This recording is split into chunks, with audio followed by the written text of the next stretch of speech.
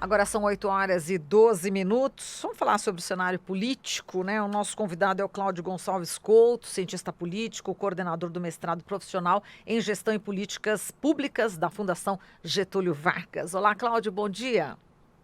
Bom dia, como vai? Tudo bem, Cláudio. Vamos falar aqui inicialmente sobre o que aconteceu, né, com o senador licenciado Cid Gomes, que ele foi baleado nesta quarta-feira. Ele tentava entrar com uma escavadeira, né, retroescavadeira, num quartel da Polícia Militar no Ceará, que estava ocupado por PMs em Motim, né, no município de Sobral. O deputado federal Eduardo Bolsonaro disse, né, que ele foi baleado, teve uma atitude insensata, né? Ele disse tentar invadir o batalhão com uma retroescavadeira e é alvejado com um projétil de borracha. É inacreditável que um senador da República lance mão de uma atitude insensata como essa, expondo militares e familiares. É um risco desnecessário e em um momento já delicado. Agora, o Ciro Gomes, né, ex-candidato à presidência da República, que é irmão do Cid, ele rebateu e no Twitter ele disse o seguinte: deputado Eduardo Bolsonaro, será necessário que nos matem mesmo antes de permitirmos que milícias controlem o estado do Ceará, como os canalhas de sua família fizeram com o Rio de Janeiro. Bom, tá aí essa atitude que está gerando toda essa polêmica. E como é que você está analisando, hein, Cláudio? Olha, é uma situação surreal, né? Parece que a gente tem aquele quadro em que todo mundo está errado, né? Porque é evidente que um motim de policiais, ainda por cima policiais mascarados, que aterrorizaram a cidade, que impuseram um toque de recolher criminoso sobre comerciantes, sobre a população, isso é inaceitável. Agora, também não é papel de um senador, e ainda mais um senador licenciado, e que, até onde se sabe, sequer tem alguma função específica, seja no governo do Ceará, seja no governo da cidade de Sobral, tentar resolver no braço um problema desse tipo. Ou, no caso, aí, no braço mecânico da escavadeira com que ele foi para cima dos policiais. É aquela situação que é evidente que a coisa não vai terminar bem de alguma forma. Imaginemos que ele não tivesse sido alvejado por tiros, o que é grave, e a gente não está aqui de forma alguma achando que está correto atirar no senador, é evidente que não está, mas que ele tivesse matado alguém ali. Isso também seria um imenso problema, né? Se ele tivesse matado, se tivesse ferido uma pessoa. Ou seja, não é assim que se resolve. Para isso se chamam forças de segurança, se tem um outro tipo de procedimento. Então, na realidade, começou errado e terminou errado, né, esse negócio. Parece uma disputa por macheza. E aí, no fim das contas, esse bate-boca entre o ex-candidato presidencial Ciro Gomes e o filho do presidente Jair Bolsonaro, né, dá um pouco mais mostras desse cenário de acirramento a que chegamos. Né?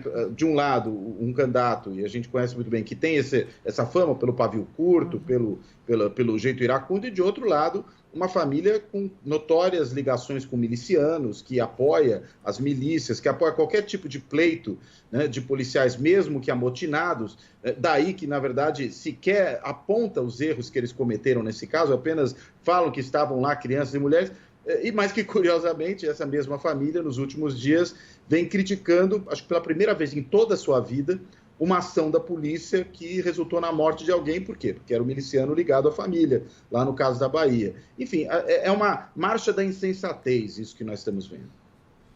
Agora, Cláudio, a gente está vendo aí que é uma situação, né, de alguns agentes policiais que se sentem empoderados para fazer esse tipo de motim. Temos também situações de tensão em outros estados, né? Ainda mais depois que o governador de Minas Gerais, Romeu Zema, ele deu ali um reajuste de 41,7% para as forças de segurança pública. Então, Paraíba, Espírito Santo, tem estados também em que existe uma tensão semelhante à que há hoje no Ceará. Como é que você vê os policiais, né, dentro desse contexto em que eles acabam sendo empoderados, tanto que muitos, inclusive, vão ser candidatos nas eleições municipais de 2020. Você acha que esse tipo de atitude de incursão desses agentes de segurança pode representar um risco para a democracia? Eu não tenho dúvida nenhuma de que representa um risco. Primeiro porque nós temos, mais do que uma politização, uma partidarização das forças policiais. né? Hoje, a base principal do bolsonarismo no país está nas forças policiais dos estados. Isso não é de hoje, isso já vem da época da eleição, quando o candidato Jair Bolsonaro viajava pelo país e era recebido em diversos lugares. Quem o recebia normalmente eram os policiais e suas famílias, né? Eles que iam ali fazer aquela claque, né, que faziam uma grande festa na chegada do candidato Jair Bolsonaro nos diversos lugares pelo país. Assumiu o governo e com esse seu discurso sempre de incentivo ao uso da força policial, independentemente das suas consequências, né, de estímulo à letalidade policial, o pacote anticrime, como foi chamado, mas que de anticrime muito pouco tinha, do ministro da Justiça, Sérgio Moro, que estimulava ainda mais a letalidade policial, permitindo, inclusive, o perdão de ações letais cometidas, segundo ele usava ali, sob forte emoção, né, ou medo, né, excusável medo e forte emoção. Esse tipo de discurso, tanto do ministro da Justiça como do presidente da República, vai não só empoderando, mas ele vai atiçando as forças policiais para que se engajem partidariamente ao lado do governo e para que se tornem, de certa maneira, as suas milícias políticas nos estados, né? Podemos dizer que o fascismo brasileiro, que é personificado por Jair Bolsonaro, tem também as suas SS ou as suas SA. E as SA, infelizmente, aqui são a Força Armada do Estado, as forças policiais. Se isso não é uma ameaça à democracia, o que poderia ser? Exato. E o fato também do governador do Ceará ser do PT, né, o Camilo Santana, né? Isso também deve fazer uma tensão também entre os policiais, não é isso? Sem dúvida nenhuma, porque se as forças policiais, em alguns casos, estão perfiladas ao lado do bolsonarismo, qualquer um que seja oposição ao bolsonarismo se vê ameaçado por elas. Em vez, portanto, delas atuarem como forças protetoras, que é a função da polícia em qualquer situação, em qualquer democracia da face da terra, na verdade o que elas fazem é atuarem como a milícia armada de uma força partidária específica. Isso é tremendamente preocupante, ainda mais nesse cenário de uma escalada na tensão política, e nós vimos nesse começo de ano uma escalada clara na tensão política, não só com a morte lá do miliciano ligado à família Bolsonaro, mas também com as declarações violentas, virulentas, misóginas, por parte do presidente, por parte de sua família, por parte de membros do governo, ataques ao Congresso, que nós vimos aí ocorrendo nesses dias, por parte do general Heleno. Ou seja, o governo está apostando nesse momento de forma muito clara, no meu entendimento, numa escalada da tensão política. E nesse cenário, a utilização das forças policiais ou a sua mobilização ou o incitamento ao amotinamento e à mobilização partidária dessas forças é mais um capítulo muito preocupante desse processo. E, aliás, no caso do Ceará tem uma particularidade, né? Porque o principal opositor de Camilo Santana e também dos irmãos Ferreira Gomes é o deputado federal Capitão Wagner, do PROS, que em 2011 e 2012 também liderou o motim. Então a gente pode ver, inclusive, esse cenário se reproduzir em outros lugares, Cláudio. Eu não tenho dúvida quanto a isso, né? Porque, na realidade, a gente deveria, inclusive, pensar melhor para aqueles que têm o poder das armas, que utilizam as armas que lhes são dadas pelo Estado, e aqueles que têm o poder de julgar ou de acusar outras pessoas, Ministério Público e Judiciário, né? Nós deveríamos pensar muito claramente em alguma forma de quarentena político-partidária, né? Não é possível que pessoas que utilizam do poder das armas, da violência institucionalizada do Estado, utilizem a ela como um trampolim para voos políticos e, portanto, dirijam essa atuação que devia ser em defesa da sociedade para projetos pessoais e projetos político-partidários ou de natureza específica. Na realidade, isso é um desvio de função muito claro, isso é um perigo para a democracia e isso produz esse cenário em que nós estamos hoje. Uma quarentena e longa deveria ser necessário nesse caso. Se alguém quer exercer esse tipo de atividade, não pode achar que pode exercer hoje e amanhã já concorrer a um cargo público. E por quê? Porque vai usar muitas vezes essa função que o Estado lhe dá para se autopromover, ou para intimidar adversários, ou para fazer um pouco das duas coisas. Você citou o general Heleno, né? Então a gente já entra nesse assunto, né, Cláudio? O general Augusto Heleno, ele que é o ministro-chefe, né, do Gabinete de Segurança Institucional, estava conversando ali com outros ministros durante uma cerimônia de hasteamento de bandeira no Palácio do Planalto, eis que houve o vazamento, né, de trecho desse diálogo, ele com os ministros. E, inclusive, ele está falando que absurdo, né? Vazaram, imagina, é a própria cerimônia, né? Que estava sendo transmitida pela própria cerimônia da presidência da República, né? E eu vou reproduzir aqui, vou falar o que ele disse e vamos já rebater com o Maia e depois eu quero o seu comentário. Bom, o general Heleno disse o seguinte: não podemos aceitar esses caras chantageando a gente, os caras do Congresso, né? E aí ele falou FODA-SE. Bom, aí depois o Maia, né, ele disse o seguinte, ele rebateu, disse que o general Heleno é radical, ideológico, é contra a democracia, né? Enfim, esse foi uma coisa, está sendo, né, uma coisa bastante discutida, né, no meio político e ficou mal aí para o general Heleno essa situação, não é isso, Cláudio? Não tenha dúvida. Inclusive, a afirmação que ele fez de que foi vítima de um vazamento por parte do próprio veículo oficial do governo.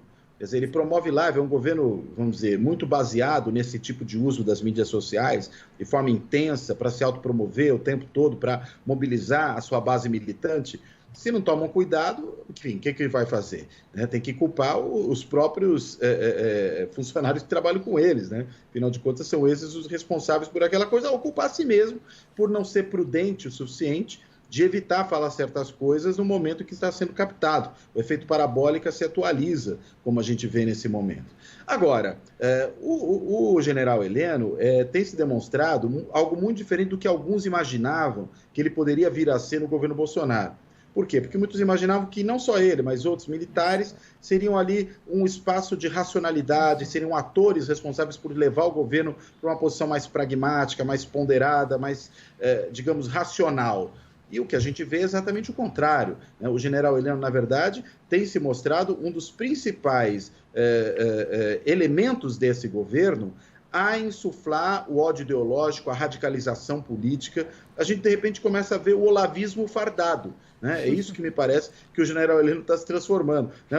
Falam mal dos olavistas, mas, na realidade, se comportam de forma muito parecida com eles. E, claro, um general que ocupa, mesmo que na reserva, que ocupa uma posição ministerial num governo todo ele militarizado, sobretudo no gabinete presidencial, e que se dirige ao Congresso Nacional dessa forma, nesse contexto de radicalização que a gente vive, isso é evidentemente um elemento de preocupação. É alguma coisa que nos torna potenciais vítimas de ímpetos autoritários do governo. E o próprio Congresso, as instituições da democracia, podem se ver vitimizadas por isso. É por isso que as críticas que o presidente da Câmara dos Deputados, Rodrigo Maia, fez ao general Heleno, me parecem perfeitamente adequadas. Ele, inclusive, foi bastante, ponderado nas suas afirmações, né? Procurou contornar para evitar dizer palavras mais duras, mas, de uma forma ou de outra, deu o recado, mostrou que há limites para aquilo que o governo pode fazer.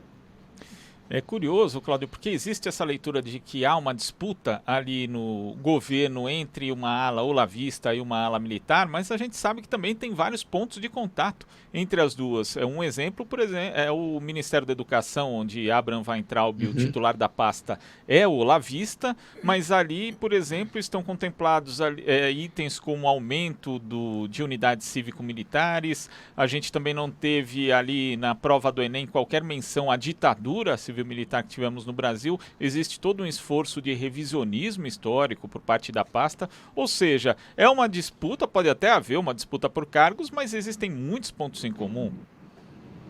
Sem dúvida nenhuma, e o maior ponto em comum é o presidente da República, porque o presidente da República, ele é, ao mesmo tempo, um ex-militar, né, que foi expelido do Exército por mau comportamento, não houve uma expulsão formal, mas ele foi levado a ter que se retirar do Exército aí para condição de alguém, não é nem reserva, né, no caso dele. No caso dele é uma outra situação, agora me foge aqui o termo específico. Mas, enfim, ele é expelido do Exército por mau comportamento, por ter, inclusive, planejado um plano de colocar bombas em quartéis, né, por ter se insubordinado. Era descrito pelo penúltimo dos militares presidentes, o Ernesto Geisel, como um mau militar, mas hoje se cercou de militares, se apresenta como militar, é tratado por alguns ali como capitão, que foi a sua última patente ainda no Exército, e ao mesmo tempo que ele tem, portanto, essa origem nas Forças Armadas e tenta se identificar com elas e se cerca de militares que seriam, de certa maneira, os seus superiores hierárquicos pela sua velha patente, ao mesmo tempo ele é alguém que elogia Olavo de Carvalho, cujos filhos são seguidores claramente de Olavo de Carvalho, se reúnem com ele, lhe dão comendas, a mais alta comenda do Estado brasileiro lhe é dada. Ou seja, não dá para dizer que são coisas separadas. Se o presidente é o elemento principal de unidade de um governo e ele reúne essas duas coisas, a gente está vendo muito claramente que o presidente, na verdade, mistura o conservadorismo tradicional, institucional até das Forças Armadas, com esse ultra-reacionarismo que caracteriza o olavismo. Muito bem, agora vamos falar um pouco do ex-presidente Lula. Agora, Cláudio, ele prestou depoimento, né, à Polícia Federal nesta quarta-feira, em inquérito aberto, né, a pedido do ministro Sérgio Moro, né, com base na Lei de Segurança Nacional, por supostas ofensas ao presidente Jair Bolsonaro. E o que ele falou mesmo, que o Lula disse, foi o seguinte, que o Bolsonaro ele foi eleito, né, o Bolsonaro foi eleito para governar para o povo brasileiro e não para governar para os milicianos do Rio de Janeiro. E, enfim, agora todos estão, da parte pelo menos, né, que defendem o presidente Lula, a bancada na tribuna da Câmara, todos se solidarizaram com o ex-presidente e falaram que realmente isso comprova a perseguição contra Lula. Você concorda? Olha, eu concordo. Eu acho que a utilização da Polícia Federal para esse tipo de intimidação sobre adversários políticos, e aí no caso, né, a principal liderança oposicionista ao governo, é alguma coisa muito grave. E a gente falava há pouco, né, dessa situação em que se imaginava que os militares, o general Heleno inclusive dentre eles, seriam um elemento moderador dentro do governo. Alguns achavam isso do ministro Sérgio Moro também, né, que o ministro Sérgio Moro poderia ser uma contenção aos ímpetos, à vocação autoritária do Bolsonaro. E o que a gente está vendo é exatamente o contrário, que o Moro, na realidade, é um instrumento de formalização legal, jurídica, do autoritarismo bolsonarista. E isso que se faz agora, inclusive invocando uma lei do período ditatorial, essa lei de segurança nacional, para enquadrar críticas feitas por um líder opositor, e cá entre nós, né?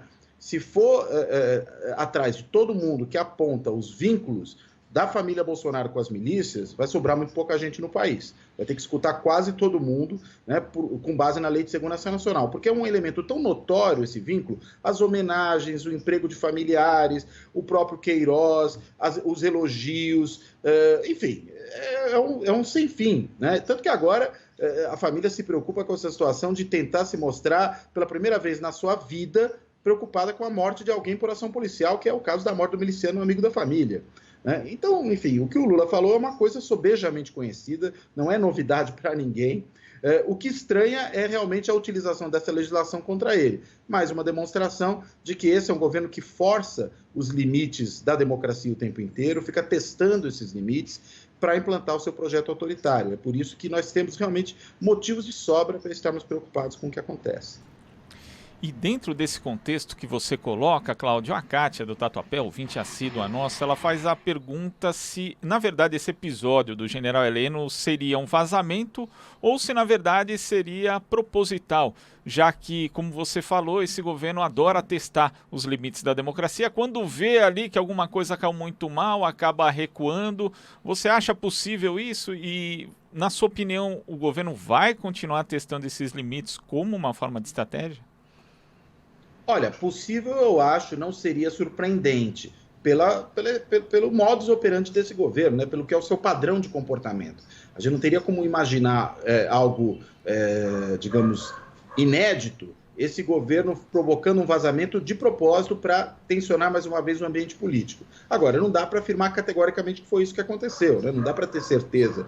Porque ao mesmo tempo que é um governo que tem esse modus operandi de tensionamento constante, é também um governo muito trapalhão, né? Um governo de gente muito incompetente em todas as áreas praticamente, né? Basta ver a imensa fila do INSS, pessoas que não conseguem se aposentar, basta ver a fila do Bolsa Família, famílias que deveriam receber a ajuda e que não têm recebido, basta ver a confusão que aconteceu no Enem, enfim, são exemplos aqui infindáveis, né? Se a gente começar a levantar tudo, não vai sair daqui hoje. Então, um vazamento como esse pode ser pura e simplesmente mais uma demonstração de incompetência do governo, né? De ser um governo trapalhão, um governo de patetas. Então, me parece que, desse ponto de vista, não dá para ter certeza se o governo agiu, nesse caso, ou com intenção ou simplesmente por confusão.